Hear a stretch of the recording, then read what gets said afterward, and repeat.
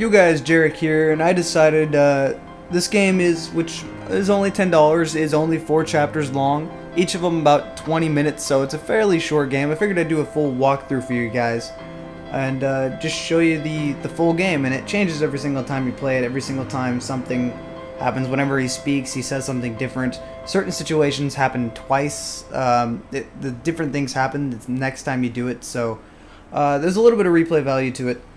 And I don't mind it, so I'm going to record it and upload a full playthrough. I won't be talking through this playthrough. This is a very story-driven and environmental. Music is very important, the environment is very good-looking, and really talking sort of ruins the game, so I'm going to cut the audio to my mic and just let you watch the gameplay.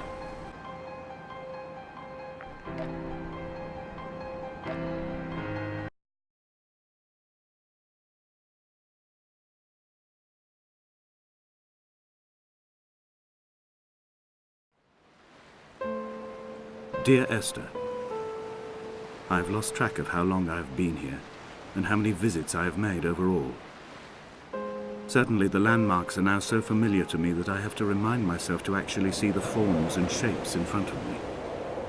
I could stumble blind across these rocks, the edges of these precipices, without fear of missing my step and plummeting down to sea. Besides, I've always considered that if one is to fall, it is critical to keep one's eyes firmly open.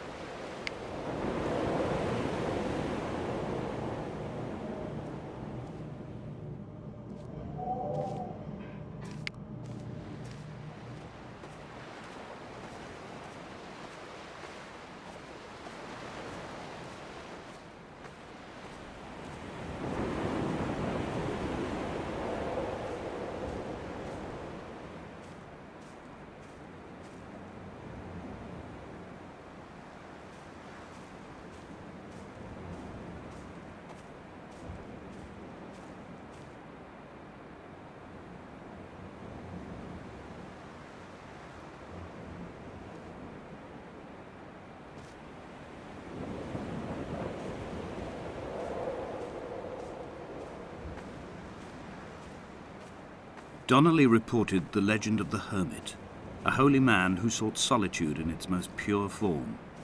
Allegedly, he rode here from the mainland in a boat without a bottom, so all the creatures of the sea could rise at night to converse with him. How disappointed he must have been with their chatter.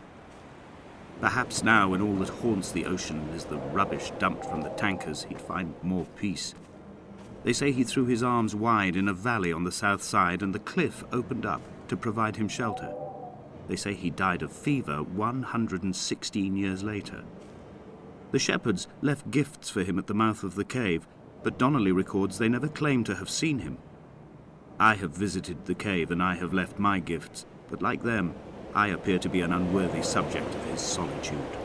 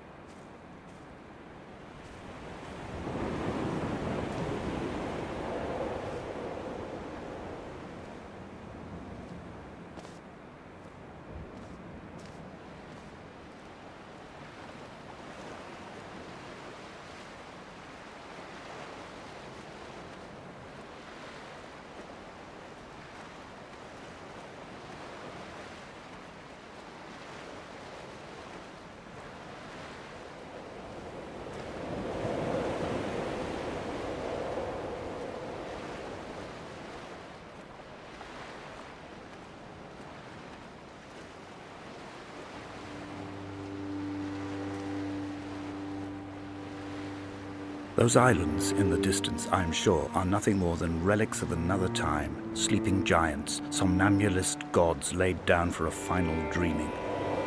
I wash the sand from my lips and grip my wrist ever more tightly. My shaking arms will not support my fading diaries.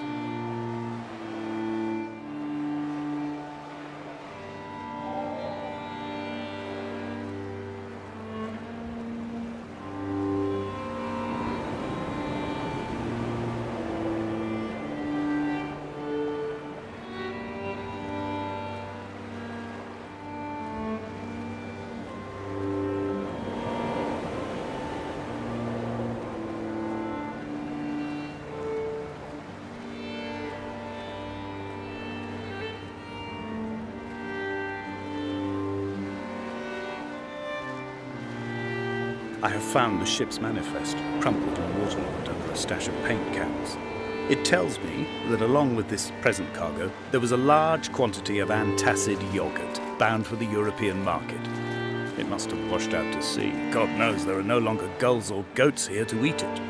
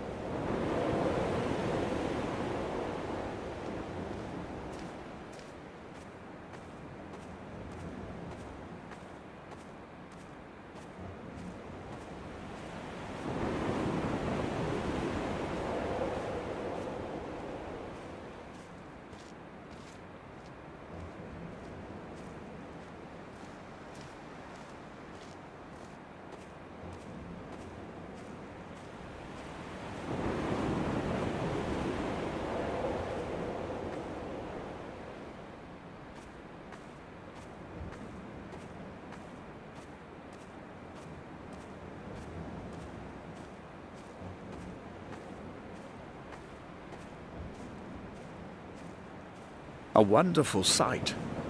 The moon cresting the junction between the cliff path and the stone circle. It cast a shadow of the ridge across the beach, all the world as if you had signed your name in untidy handwriting.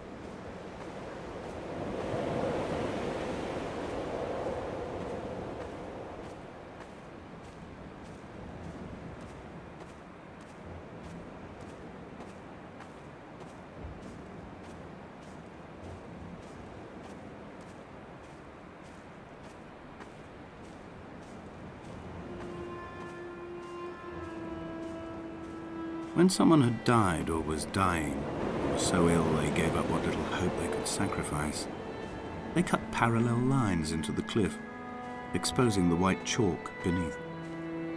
You could see them from the mainland or the fishing boat, and know to send aid or impose a cordon of protection, and wait a generation until whatever pestilence stalked the cliff paths died along with its hosts. My lines are just for this. To keep any would-be rescuers at bay. The infection is not simply of the flesh.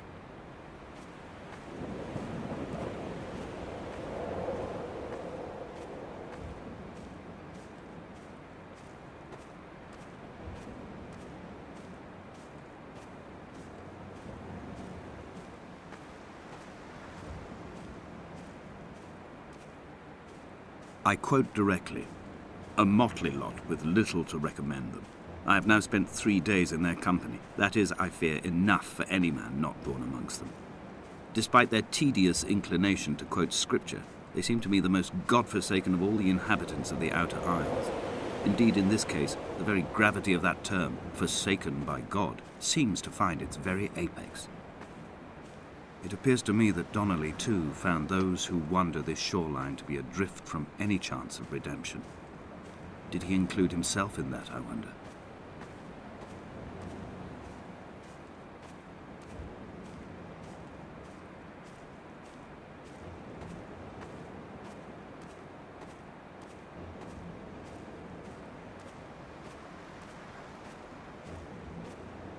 Dear Esther, I met Paul. I made my own little pilgrimage. My Damascus, a small semi-detached on the outskirts of Wolverhampton. We drank coffee in his kitchen and tried to connect to one another. Although he knew I hadn't come in search of an apology, reason or retribution, he still spiraled in panic, thrown high and lucid by his own dented bonnet. Responsibility had made him old. Like us, he'd already passed beyond any conceivable boundary of life.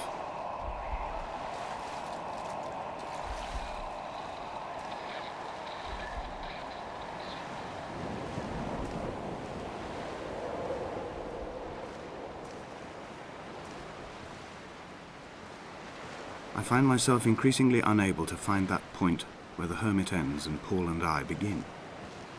We are woven into a sodden blanket, stuffed into the bottom of a boat to stop the leak and hold back the ocean. My neck aches from staring up at the aerial. It mirrors the dull throb in my gut where I am sure I've begun to form another stone.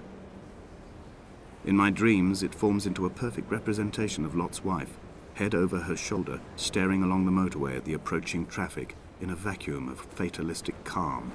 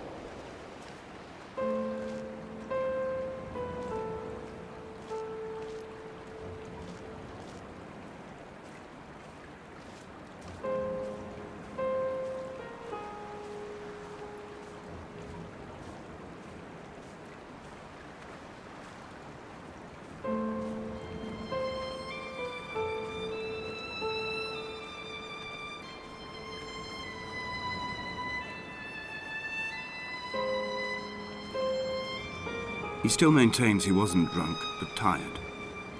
I can't make the judgment or the distinction anymore. I was drunk when I landed here, and tired too.